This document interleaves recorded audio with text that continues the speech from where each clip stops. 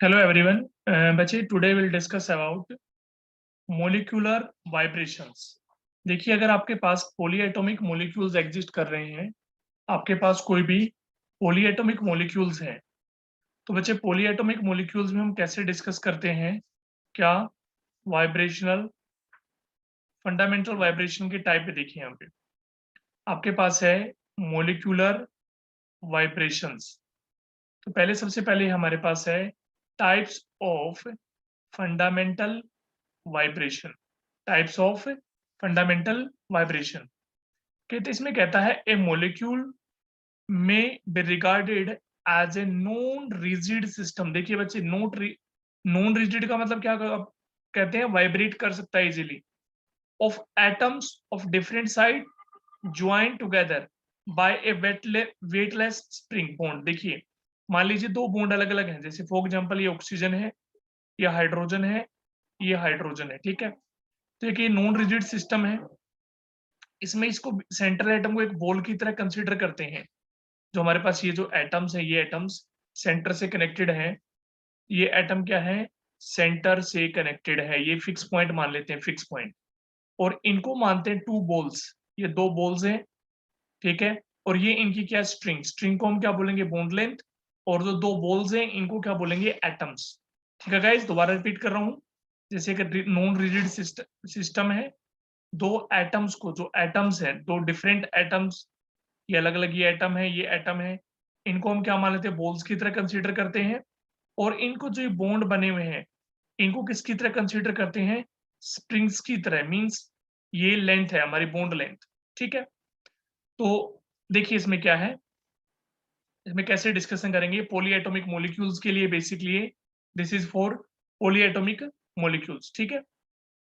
Polyatomic molecules के लिए exist कर रहे हैं। देखिए, अब आपके पास क्या है, जब इसकी मॉलिक्यूल है, कोई भी हमारे पास ये मॉलिक्यूल है, इस पे इंफ्रारेड रेडिएशन, और जो सोर्स है जहां से आईआर रेडिएशन को बोलते हैं नस्ट ग्लोबुलर। क्या बोल देते हैं बेटा इसको? जो सोर्स है, सोर्स को बोल देते हैं जहां से आईआर इंफ्रारेड रेडिएशन हमारी आ रही हैं, उसको बोलते हैं नस्ट ग्लोबुलर। और किससे बनी होती है? सिलिकॉन कार्बाइड से। सिलिकॉन कार्बाइड से बनी होती है। तो सोर्स हमारे पास क्या है? नस्ट ग्लोबुलर। कई बार ये 1 मार्क्स में पूछ लेते हैं, जो आईआर जहां से आ रही है उसका सोर्स क्या है? नस्ट ग्लोबुलर, ठीक है। क्या होता है इसमें? कंपोनेंट क्या होते हैं इसमें? Silicon carbide. अब देखिए, जब मॉलिक्यूल पे आईआर होगा तो दो टाइप से वाइब्रेट करेगा, या तो स्ट्रेचिंग वाइब्रेशन होगी बच्चे, या होगी बेंडिंग वाइब्रेशन। या तो स्ट्रेचिंग वाइब्रेशन या बेंडिंग वाइब्रेशन। मींस एक मॉलिक्यूल पे अगर इंफ्रारेड रेडिएशन फॉल कर रही है, तो क्या होगा यहाँ पे बच्चे? दो टाइप से होगी, स्ट्रेचिंग वाइब्रेशन या फिर bending vibration. Is that okay guys? Clear point ये। नेक्स्ट, अब हमारे पास जो स्ट्रेचिंग वाइब्रेशन है, जो हमारे पास स्ट्रेचिंग वाइब्रेशन है, दिस वन, ये क्या होती है? During the stretching vibration, interaction interaction distance between the bonded atom. बच्चे इंटरेक्शन नहीं, सॉरी, इंटर न्यूक्लियर डिस्टेंस है basically. Inter nuclear distance between the bonded atom changes along the axis. इसमें stretching में, जब स्ट्रेचिंग होती है तो हमारे पास एक्चुअली बॉन्ड लेंथ चेंज होती है। बच्चे ये भी कह सकते हो यहाँ पे बॉन्ड लेंथ चेंज होती है। इसमें there is the change in bond length. Stretching vibration में बॉन्ड लेंथ चेंज होगी, और बॉन्डिंग में क्या चेंज होता है? एंगल चेंज होता है, बॉन्ड एंगल चेंज होता है, bond angle. Is that okay guys? तो कहता है during stretching vibration bond length changes on same axis. On same axis का मतलब क्या है? जैसे ये एटम है, कोई भी, ये एटम है, ये एटम है, इसकी बॉन्ड लेंथ ऐसे एक्सिस के अलोंग, ऐसे ऐसे ऐसे ऐसे एक्सिस के अलोंग इनकी बॉन्ड लेंथ चेंज होती है, ठीक है। और एक चीज ध्यान रखनी बच्चे, as more energy is required to stress than binding. Bend करने की बजाय, बेंडिंग की बजाय स्ट्रेस करने में ज्यादा एनर्जी लगती है, इसलिए stretching require higher energy and occur at the high frequency. Is that okay guys? पहली बात क्या था हमारे पास? जो स्ट्रेचिंग होता है उसमें बॉन्ड लेंथ चेंज होती है, और स्ट्रेचिंग में ज्यादा एनर्जी लगती है एज कंपेयर टू बेंडिंग। और ये हाई फ्रीक्वेंसी पे होता है, किसके कंपेरेटिवली? इसके कंपेरेटिवली बच्चे, बेंडिंग के कंपेरेटिवली, ठीक है। नेक्स्ट हमारे पास है स्ट्रेचिंग, जो वाइब्रेशन होती है, तो स्ट्रेचिंग फ्रीक्वेंसी होती है, ये भी कह सकते हो। स्ट्रेचिंग जो वाइब्रेशंस होती है यहाँ पे, बच्चे 1 मिनट होल्ड कीजिए प्लीज। हाँ, ये हमारे पास फ्रीक्वेंसी है जो, ये हमारे पास 2 टाइप से डिवाइड करते हैं, सिमेट्रिक वाइब्रेशन और एसिमेट्रिक वाइब्रेशन। जो हमारे पास स्ट्रेचिंग वाइब्रेशन वो 2 टाइप की होती है, symmetric and asymmetric. Is that okay guys? Clear point ये? सिमेट्रिक कब होती है? When bond length of both side atom increases और डिक्रीजेस। देखिए, मान लीजिए आपके पास कोई एटम इस टाइप से है, ये ए है, ये बी है, ये बी है, या तो दोनों की ही इंक्रीज हो रही हो, या दोनों की बॉन्ड लेंथ क्या हो रही हो, डिक्रीज हो रही हो, तो उसको बोलते हैं सिमेट्रिक। क्या बोलते हैं बच्चे उसको? सिमेट्रिक वाइब्रेशन होगी। क्या होगी यहाँ पे? सिमेट्रिक होगी। और एसिमेट्रिक में क्या होगा बच्चे? What is in asymmetric? Asymmetric में अगर देखिए, when bond length of one side atom increases and other is decreases. जैसे इस साइड देखिए ये इंक्रीज हो रही है, और इस साइड क्या हो रही है? डिक्रीज हो रही है। एक साइड इंक्रीज है, एक साइड डिक्रीज है, ठीक है। उसको बोलेंगे एसिमेट्रिक। क्या बोलेंगे बच्चे उसको? एसिमेट्रिक। Clear point? एक आपके पास सिमेट्रिक वाइब्रेशन और एक एसिमेट्रिक। सिमेट्रिक में या तो दोनों की बॉन्ड लेंथ इंक्रीज होगी या डिक्रीज होगी। इज दैट ओके बच्चे? ये IR एक्टिव होती है, और ये सॉरी इनएक्टिव, और ये IR क्या होती है? एक्टिव होती है बच्चों। ध्यान रखना, ये भी पूछ सकते हैं सिमेट्रिक और सिमेट्रिक में कौन सी इनएक्टिव है, कौन सी IR एक्टिव है। तो हमारे पास स्ट्रेचिंग में क्या पढ़ा हमने? पहली बात दोबारा से रिपीट कर रहा हूँ, स्ट्रेचिंग। स्ट्रेचिंग में बॉन्ड लेंथ चेंज होती है, या तो बॉन्ड लेंथ इंक्रीज हो या डिक्रीज हो, बोथ साइड। अगर दोनों से तो उसको बोलते हैं सिमेट्रिक, और एक साइड इंक्रीज है दूसरे साइड डिक्रीज है तो उसको बोलते हैं एसिमेट्रिक। क्या बोलते हैं बच्चे उसको? एसिमेट्रिक। ठीक है, क्या बोलते हैं बच्चे? एसिमेट्रिक। ये था हमारे पास स्ट्रेचिंग वाइब्रेशन। अब हम बात करते हैं बेंडिंग में। पहले ही बात कर चुका हूं, बेंडिंग में पोजीशन चेंज होगी। पोजीशन का मतलब कैसे? देखिए, मान लीजिए ए है, ये यहाँ पे बी है, और ये यहाँ पे बी है। अगर ये वाला बी इधर से बजाय यहाँ शिफ्ट हो जाए, मान लीजिए यहाँ की बजाय यहाँ आ जाए, तो आप देखते हैं पहले एंगल ये था, अब एंगल आपका क्या हो जाएगा? ये वाला। तो बेसिकली यहाँ पे क्या चीज चेंज होगी? बॉन्ड एंगल चेंज हो जाता है। In this type of vibration bond length remain same. ये जो बॉन्ड लेंथ पहले भी यही थी, अब भी ये बॉन्ड लेंथ वही है, बट क्या चेंज होगी? इसकी पोजीशन शिफ्ट होगी, पोजीशन शिफ्ट होगी, ठीक है। There is but there position means bond angle changes. देखिए, मैं पहले बता चुका हूँ, ये पहले बॉन्ड एंगल ये था, अब ये बॉन्ड एंगल ये वाला हो गया, तो बॉन्ड एंगल क्या हो गया? चेंज। और मैं पहले भी बता चुका हूँ, बेंडिंग में लोअर एनर्जी चाहिए, लोअर फ्रीक्वेंसी चाहिए as compare to stretching frequency. It require lower energy and lower frequency as compare to stretching. ठीक है बच्चे? नेक्स्ट हमारे पास है सिजरिंग वाइब्रेशन। सिजरिंग वाइब्रेशन में क्या होता है बच्चों? When both side of atom move in the same direction. जैसे अब पोजीशन शिफ्ट हो रही है, बी वाला ये भी इधर जा रहा है, और ये बी वाला भी मान लीजिए इधर ही मूव कर रहा है, तो सेम डायरेक्शन में है, उनको बोलेंगे सिजरिंग वाइब्रेशन। ठीक है बच्चे? दोनों सेम डायरेक्शन में मूव कर रहे हैं तो। एक होता है रोकिंग। रोकिंग में देख सकते हैं आप, अपोजिट डायरेक्शन में मूव करेंगे, बी इधर कर रहा है, ये यहाँ से ऐसे कर रहा है, तो अपोजिट डायरेक्शन में क्या होगा? Rocking vibration. ठीक है, रोकिंग वाइब्रेशन। फिर हमारे पास है वेजिंग एंड ट्विस्टिंग। वेजिंग क्या है? Atoms moves in same plane, एक ही प्लेन में रहे तो उसको बोलते हैं वेजिंग। और ट्विस्टिंग में क्या होता है बच्चे? Atom moves out of the plane, plane से बाहर चले जाएं तो उसको बोलेंगे ट्विस्टिंग। इज दैट ओके बच्चे? Clear point? ये बिल्कुल बेसिक सी टर्म है, इनमें कोई ज्यादा ऐसी कोई बात नहीं है। Next, calculation of vibration frequency. इसके लिए हम हुक्स लॉ अप्लाई करते हैं। हम कहते हैं जो consider the stretching vibration of two bonded atoms. तो फ्रीक्वेंसी का फॉर्मूला आपने याद रखना है, 1/2πc k अपॉन म्यू। के यहाँ पे क्या बच्चों आप सभी को पता है, फोर्स कांस्टेंट है। ये फोर्स कांस्टेंट नीचे लिखा भी है, फोर्स कांस्टेंट। और म्यू क्या है? रिड्यूस्ड मास। म्यू क्या है? रिड्यूस्ड मास। पाई ये तो कांस्टेंट ही है। C is the speed of light. ठीक है, क्लियर है बच्चे पॉइंट ये? अब आप देख सकते हो ऊपर वाले फॉर्मूले से वाइब्रेशनल फ्रीक्वेंसी रिड्यूस मास के क्या इनवर्स। तो वाइब्रेशनल फ्रीक्वेंसी है, वाइब्रेशनल फ्रीक्वेंसी ये रिड्यूस मास के क्या है? देखिए, रिड्यूस मास के इनवर्स है। और के क्या है, डायरेक्टली प्रोपोर्शनल है, ठीक है। फोर्स कांस्टेंट, ठीक है, या इसको बॉन्ड स्ट्रेंथ भी कह सकते हैं। फोर्स कांस्टेंट मींस बॉन्ड की स्ट्रेंथ कितनी अच्छी है। और जैसे अब ट्रिपल बॉन्ड है, ट्रिपल बॉन्ड की स्ट्रेंथ ज्यादा है, डबल बॉन्ड थोड़ा सा वीक है, सिंगल बॉन्ड वीक है, तो वाइब्रेशनल फ्रीक्वेंसी का ऑर्डर भी क्या हो जाएगा, ट्रिपल बॉन्ड का ज्यादा, डबल बॉन्ड का कम, सिंगल बॉन्ड का और कम। दोबारा रिपीट कर रहा हूं बच्चों, देखिए vibrational frequency moment of sorry reduce mass के क्या है, इनवर्स, और फोर्स कांस्टेंट के क्या है, डायरेक्टली। अब फोर्स कांस्टेंट यहाँ पे क्या है, it represent bond strength, bond की कितनी स्ट्रेंथ है। अब आपको एक ट्रिपल बॉन्ड दिया हो, एक डबल दिया हो, एक सिंगल दिया हो, तो ज्यादा स्ट्रेंथ किसकी रहेगी, इसकी वाइब्रेशनल फ्रीक्वेंसी क्या होगी गाइस, ज्यादा होगी, क्योंकि ये vibrational frequency force constant means के इसके क्या है, directly proportional. Is that okay guys. अब जैसे क्वेश्चन आता है, which of following will have the maximum vibrational frequency, तो बच्चों इसको आप हाइड्रोजन बॉन्डिंग के बेस पे एक्सप्लेन करेंगे, ये मैं बता रहा हूं आपको अभी आगे चल के टॉपिक को। देखिए नेक्स्ट, अगर प्लस आई इफेक्ट ज्यादा है, फैक्टर अफेक्टिंग है बच्चों ये, अगर प्लस आई इफेक्ट ज्यादा है तो स्ट्रेचिंग फ्रीक्वेंसी क्या हो जाएगी, कम। अब देखो ये एल्डिहाइड है, ये आपका HCHO फॉर्मेल्डिहाइड, ये एस्टल्डिहाइड, और ये क्या बच्चों आपका, दिस इज योर एसीटोन। अब देखिए जैसे जैसे प्लस आई इफेक्ट बढ़ता रहेगा, जैसे जैसे प्लस आई इफेक्ट बढ़ता रहेगा, वैसे वैसे आपकी स्ट्रेचिंग फ्रीक्वेंसी क्या होती रहेगी, कम।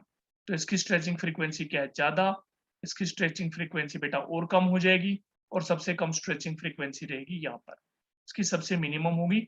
और माइनस आई इफेक्ट कर दूं, मान लीजिए मैं फ्लोरीन लगा दिया मैंने यहाँ पे इसमें, और ये सिंपली ऐसे है, तो जैसे ही माइनस आई इफेक्ट लगाया मैंने यहाँ पे, इसमें क्या होगा, स्ट्रेचिंग फ्रीक्वेंसी क्या हो जाएगी, ज्यादा।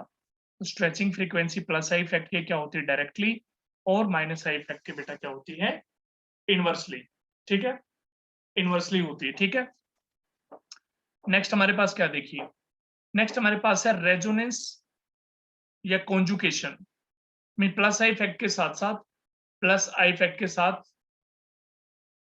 प्लस आई इफेक्ट के साथ साथ, अगर प्लस आई इफेक्ट है और उसके साथ साथ बच्चे क्या आ रहा है, अगर आपके पास कॉन्जुकेशन या रेजोनेंस हो रहा है, कॉन्जुकेशन या रेजोनेंस हो रहा है, तो क्या करेंगे, देखिए ये एक मॉलिक्यूल है, इसको बोलते हैं एसीटोन। यहाँ पे देखिए ये एक मॉलिक्यूल आपके पास और बेंजीन के ऊपर एसीटोन है, ठीक है, एसिटोफिनोल बोलते हैं। अब यहाँ पे बच्चों रेजोनेंस भी डेवलप हो रहा है साथ साथ, देखो यहाँ पे कोई खास रेजोनेंस नहीं है, ये सिंपल कार्बोनाइल ग्रुप बनेगा बस। अब यहाँ पे ये बॉन्ड यहाँ जाएगा, तो ये वाला बॉन्ड आगे यहाँ शिफ्ट हो जाएगा इसको न्यूट्रलाइज करने के लिए, तो यहाँ पे रेजोनेंस डेवलप होना स्टार्ट हो गया। सिमिलरली ये जब इलेक्ट्रॉन यहाँ जाएंगे, यहाँ पॉजिटिव आएगा, तो बेंजीन रिंग से ये इलेक्ट्रॉन लेगा, तो यहाँ पर भी रेजोनेंस आ जाएगा। तो means inductive effect plus I effect के साथ साथ क्या आ गया, रेजोनेंस। तो बच्चों रेजोनेंस डोमिनेटिंग होता है, means resonance is dominating then plus I effect, तो इसलिए हमारे पास क्या हो जाएगी, देखिए मैंने बोला था प्लस आई इफेक्ट है, plus I effect stretching frequency की क्या होता है, इनवर्स, प्लस आई इफेक्ट ज्यादा है, स्ट्रेचिंग फ्रीक्वेंसी क्या हो जाएगी, कम। तो यहाँ पे आप अपोजिट कर देंगे, फिर resonance is dominating then the plus I effect, इसलिए जो हमारे पास ये है क्या हो जाएगी, डिक्रीज हो जाएगी। क्लियर बच्चे पॉइंट ये। नेक्स्ट आपके पास है हाइड्रोजन बॉन्डिंग, नेक्स्ट आपके पास क्या है, हाइड्रोजन बॉन्डिंग। देखो बच्चे एक पॉइंट दोबारा रिपीट कर देता हूँ एक बार, प्लस आई इफेक्ट जितना ज्यादा होगा स्ट्रेचिंग फ्रीक्वेंसी कम हो जाएगी। देखिए यहाँ पे एक एल्काइल ग्रुप है, यहाँ पे दो एल्काइल ग्रुप है, यहाँ पे कोई भी नहीं है, तो इसलिए इसकी स्ट्रेचिंग फ्रीक्वेंसी ज्यादा, इसकी और कम, और इसकी और भी कम। Minus I effect stretching frequency को क्या करता है, कम करता है। और अगर प्लस आई इफेक्ट के साथ साथ रेजोनेंस भी आ जाएगा इस, तो रेजोनेंस क्या होता है, क्या रहता है बच्चों, डोमिनेटिंग, क्या रहता है, डोमिनेटिंग, याद रखना, क्योंकि रेजोनेंस की वजह से क्या होता है, रेजोनेंस से बॉन्ड लेंथ क्या होती है, चेंज होती है, इंक्रीज होती है, ठीक है। क्लियर बच्चे पॉइंट। तो हमारे पास बॉन्ड लेंथ और के क्या हो जाएगा, देखिए के इज द फोर्स कांस्टेंट, ये बॉन्ड की स्ट्रेंथ पे डिपेंड करता है, बॉन्ड स्ट्रेंथ, के डिपेंड करता है बॉन्ड स्ट्रेंथ पे। अब जैसे रेजोनेंस आएगा बॉन्ड लेंथ इंक्रीज होनी स्टार्ट हो जाएगी, तो के की वैल्यू क्या हो जाएगी, बॉन्ड स्ट्रेंथ, आपकी बॉन्ड बॉन्ड लेंथ दूर दूर हो जाएंगे, बॉन्ड दूर दूर होंगे तो बॉन्ड बॉन्ड की स्ट्रेंथ कम हो जाएगी, तो के की वैल्यू भी क्या हो जाएगी, कम, इसलिए फ्रीक्वेंसी भी क्या हो जाएगी, कम। तो बच्चे याद रखना, plus I effect stretching frequency के इनवर्स है, minus I effect directly proportional है, एंड अगर प्लस आई इफेक्ट के साथ साथ रेजोनेंस आ जाए, बच्चों रेजोनेंस क्या करता है, रेजोनेंस बॉन्ड लेंथ को चेंज करता है, मींस बॉन्ड की स्ट्रेंथ को थोड़ा सा वीक करता है, बॉन्ड लेंथ को इंक्रीज करता है। और बॉन्ड लेंथ जब इंक्रीज होती है तो आपको पता है बॉन्ड की स्ट्रेंथ थोड़ी सी वीक होगी, मींस के की वैल्यू कम होगी, तो उसकी के की वैल्यू कम है तो आपकी फ्रीक्वेंसी भी क्या हो जाएगी, स्ट्रेचिंग फ्रीक्वेंसी भी कम हो जाएगी। Is that okay guys? Clear point ये? Next point, next point. अब नेक्स्ट पॉइंट है हाइड्रोजन बॉन्डिंग। देखिए बच्चे, हाइड्रोजन बॉन्डिंग दो टाइप से है, एक है इंटरमोलिकुलर हाइड्रोजन बॉन्डिंग। देखो पहली बात तो अगर बॉन्डिंग अच्छी हो जाए, अगर हाइड्रोजन बॉन्डिंग जो हमारे पास है, एक होती है इंटरमोलिकुलर हाइड्रोजन बॉन्डिंग, एक होती है इंट्रामोलिकुलर हाइड्रोजन बॉन्डिंग। जहां भी आपके पास हाइड्रोजन बॉन्डिंग दिखे वहां पे के की वैल्यू क्या हो जाएगी, डिक्रीज, और के की वैल्यू डिक्रीज होगी तो बेटा स्ट्रेचिंग फ्रीक्वेंसी भी क्या होगी, डिक्रीज। याद रखना, जैसे जैसे हाइड्रोजन बॉन्डिंग आती है तो हमारे के की वैल्यू क्या हो जाती है, डिक्रीज, तो स्ट्रेचिंग फ्रीक्वेंसी भी डिक्रीज। अगर आपके पास इंटरमोलिकुलर हाइड्रोजन बॉन्डिंग है, कौन सी है, इंटरमोलिकुलर हाइड्रोजन बॉन्डिंग है, उसको बोलते हैं ब्रॉड बैंड्स। ब्रॉड बैंड, जैसे ये देखिए इसकी इंटेंसिटी ऐसे दिख रही है, ब्रॉड बैंड्स है, ब्रॉड बैंड्स, इसमें इंटेंसिटी होती है, ये हमारे पास ब्रॉड बैंड है। और अगर इंट्रामोलिकुलर है, शार्प और वेल डिफाइंड बैंड आएगा, जैसे देखिए बिल्कुल शार्प एंड वेल डिफाइंड, इसमें थोड़ा सा कैसा रहेगा, ब्रॉड बैंड रहेगा। एक चीज और, जो इंटेंसिटी होती है इसकी, जो हमारे पास ये आता है इंटेंसिटी, ये कंसंट्रेशन पे भी डिपेंड करता है। इन शॉर्ट, अगर आप डाइल्यूशन स्टार्ट कर दो, डाइल्यूशन स्टार्ट कर दो तो कंसंट्रेशन क्या हो जाएगी, कम, तो इसकी इंटेंसिटी भी क्या आएगी, कम आएगी। ठीक है, यहां पर no effect of concentration, no effect of concentration. Clear है बच्चे पॉइंट ये? हाइड्रोजन बॉन्डिंग में क्या करते हैं, जहां हाइड्रोजन बॉन्डिंग स्ट्रॉन्गर होगी, के की वैल्यू कम होगी, जो कि हमारे पास क्या है, फोर्स कांस्टेंट, तो हमारे पास वाइब्रेशनल फ्रीक्वेंसी की वैल्यू भी कम हो जाएगी। बट ध्यान रखना, इंटर में इसको क्या बोलते हैं, ब्रॉडबैंड, और इंट्रा में क्या बोलते हैं, sharp and well defined band. अब बच्चे मुझे इंटर और इंट्रा बताने की जरूरत नहीं है, केमिकल बॉन्डिंग में बहुत अच्छे से कर चुके हो। और यहाँ पे इंटर में कंसंट्रेशन का भी इफेक्ट पड़ता है, यहाँ पे कोई भी कंसंट्रेशन का इफेक्ट नहीं होता। क्लियर है बच्चे पॉइंट ये? नेक्स्ट आपके पास है वाइब्रेशनल कपलिंग। वाइब्रेशनल कपलिंग कहता है, if similar group are present on central atom then vibrational frequency of bond will be different than an isolated bond। देखिए इसका कहने का मतलब क्या, आपके पास एक सिंपल CH बॉन्ड है, दैट्स इट, बस ये बॉन्ड है, लेकिन इसी कार्बन पे दो हाइड्रोजन बॉन्ड है बच्चों, तो इस वाले की, ये वाले की, इसकी वाइब्रेशनल फ्रीक्वेंसी अलग होगी, इस वाले की वाइब्रेशनल फ्रीक्वेंसी अलग होगी। ये इसको 1 मान लेता हूँ CH, इसको 2 मान लेता हूँ, तो 1 वाले की वाइब्रेशनल फ्रीक्वेंसी इसकी अलग आएगी और इसकी अलग आएगी। ठीक है, then as compare to isolated, अकेले से, तो इसी को बोलते हैं वाइब्रेशनल कपलिंग। ठीक है, अब एक एटम पे जो हमारे पास सेंटर में C था, उसके बाद दो एटम प्रेजेंट है, तो दोनों की वाइब्रेशनल फ्रीक्वेंसी अलग होगी, किससे, एज कंपेयर टू आइसोलेटेड, अकेले CH से, तो इसी को बोल देते हैं वाइब्रेशनल कपलिंग। अब जैसे देखिए इसमें क्या होता है, जब इसमें सिमेट्रिक है, दोनों सेम डायरेक्शन में बॉन्ड लेंथ इंक्रीज हो रही है, जब सिमेट्रिकल है तो वाइब्रेशनल फ्रीक्वेंसी की वैल्यू ये आ रही है। जब ये अपोजिट डायरेक्शन में जा रहे हैं, ये फ्रीक्वेंसी आपको याद करने की जरूरत नहीं, हालांकि वैसे बताने के लिए, जब ये अपोजिट डायरेक्शन में मूव कर रहे हैं, मींस एसिमेट्रिक है हमारे पास वाइब्रेशन, तो फ्रीक्वेंसी की वैल्यू क्या होगी, देखिए ये इंक्रीज होगी। Is that okay? क्लियर बच्चे पॉइंट ये? और सिंपल हमारे पास ये है, ये वाली आइसोलेटेड फ्रीक्वेंसी, इसकी क्या आ रही है, 2900, 2900, तो इसमें क्या होगी, कम, इसमें क्या होगी, ज्यादा, किससे बेटा, एक्चुअल वैल्यू से, 2900 सेंटीमीटर इनवर्स। ये आइसोलेटेड की वैल्यू है, ये आइसोलेटेड की वैल्यू है, जब CH अकेला है, आइसोलेटेड है।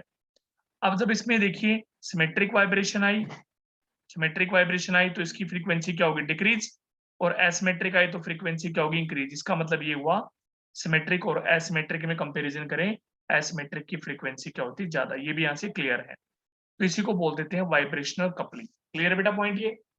Is that okay? Next range of functional group region. बेटा ये आपको याद ही करना पड़ेगा, जो फंक्शनल ग्रुप होते हैं उनकी रेंज क्या होती है फ्रीक्वेंसी की, ये सेंटीमीटर में है, 4000 centimetre inverse two 1300 centimetre inverse, या फिर 2.5 टू 0.7 के बीच में। ठीक है, रेंज ऑफ जो हमारे फिंगरप्रिंट रीजन होता, उनकी रेंज क्या होती है बच्चों? ये 7 to 15 के इन बिटवीन होती है, और ये वाली 1300 से 667 के in between. Is that okay guys? ये जो पार्ट है आगे वाला, ये आगे वाला सारा पार्ट है, ये आपको लर्न करने वाला पार्ट है बच्चों।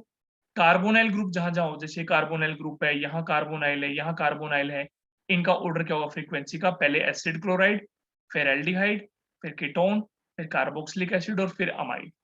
Is that okay guys? या फिर एक ये वाला है एल्कोहल, एल्काइंस, कीटोन्स, एल्केन्स, ये भी फ्रीक्वेंसी ऑर्डर है बच्चों। हाँ, एक चीज इंपॉर्टेंट है, ये याद रखना, सिस जो फॉर्म कंपाउंड होते हैं आईआर एक्टिव होते हैं, और जो ट्रांसफॉर्म होती है वो आईआर इनएक्टिव होती है। आईआर बच्चों जो ये वाला पार्ट है, ये वाला पार्ट, यहां से आगे आगे वाला पार्ट, ये आपको लर्न करने वाला पार्ट है, ये आपको एक दो बार पढ़ना पड़ेगा, ठीक है? एक दो बार पढ़ के इसको प्रैक्टिस करेंगे तो धीरे धीरे याद हो जाएगा। Is that okay guys? तो ये था हमारे पास वाइब्रेशनल फ्रीक्वेंसी के बारे में। तो आप फंडामेंटल वाइब्रेशन दो टाइप का हो सकता है, दोबारा फिर रिपीट कर रहा हूँ। एक स्ट्रेचिंग, स्ट्रेचिंग में क्या चेंज होती है बच्चों? बॉन्ड लेंथ चेंज होती है। बेंडिंग में एंगल चेंज होता है। स्ट्रेचिंग के केस में एनर्जी भी ज्यादा चाहिए और फ्रीक्वेंसी भी यहाँ पे ज्यादा है as compare to bending. Stretching दो टाइप की होती है, एक सिमेट्रिक और एक अनसिमेट्रिक। सिमेट्रिक में या तो बॉन्ड लेंथ इंक्रीज होगी या बॉन्ड लेंथ डिक्रीज होगी, ठीक है? एक ही पैटर्न चलेगा सिमेट्रिक, और एक एटम के with respect to bond length increase हो रही है, दूसरे की विद रिस्पेक्ट टू डिक्रीज, तो उसको बोलेंगे एसिमेट्रिक। ठीक है बच्चे, उसको बोलेंगे एसिमेट्रिक। Clear point? देखिए आपके सामने सिमेट्रिक और एसिमेट्रिक। नेक्स्ट, बेंडिंग में क्या होता है? पोजीशन चेंज होती है, पोजीशन चेंज होगी मींस बॉन्ड एंगल चेंज होगा। और सिजरिंग में क्या होता है? दोनों एक ही डायरेक्शन में मूव करेंगे। सिजरिंग में दोनों, रॉकिंग में अपोजिट डायरेक्शन में इनकी मूवमेंट होगी पोजीशन की। Wagging in the plane, twisting out of the plane. ठीक है बच्चे? उसके बाद हुक्स लॉ से हम क्या निकालते हैं? के प्रोपोर्शन डायरेक्टली प्रोपोर्शनल और रिड्यूस मास के इनवर्सली प्रोपोर्शनल होती है हमारी फ्रीक्वेंसी। ठीक है बच्चे? Clear point? इससे हमें ये पता लगा था, ये बहुत इंपॉर्टेंट पॉइंट है, इसको याद रखना है। आगे वाला पॉइंट मैंने आपको बता दिया, प्लस आई इफेक्ट क्या करेगा? इंक्रीज। माइनस आई इफेक्ट क्या करेगा? Plus I effect sorry inversely proportional, minus I effect के डायरेक्टली प्रोपोर्शनल। और रेजोनेंस आ जाए साथ में तो रेजोनेंस डोमिनेटिंग होगा बच्चों, ये मैं आपको बता चुका हूं। तो इंटरमोलिक्यूलर को ब्रॉड स्पेक्ट्रम, इंट्रा को क्या बोलते हैं? Sharp and well defined band. ठीक है? इसमें कंसंट्रेशन इफेक्ट नहीं पड़ेगा, इसमें कंसंट्रेशन इफेक्ट पड़ता है इंटेंसिटी पे। तो ये था बच्चे आपका आज का छोटा सा लेक्चर, और आई थिंक ये समझ में आया होगा। कोई ज्यादा टफ नहीं है बच्चे, इजी है काफी। अगर फिर भी कुछ प्रॉब्लम्स आती हैं तो हम इसको दोबारा डिस्कस कर लेंगे। तो काइंडली इसको आप पढ़ेंगे, स्टडी करेंगे, कोई डाउट हो तो मेरे से डिस्कस करेंगे।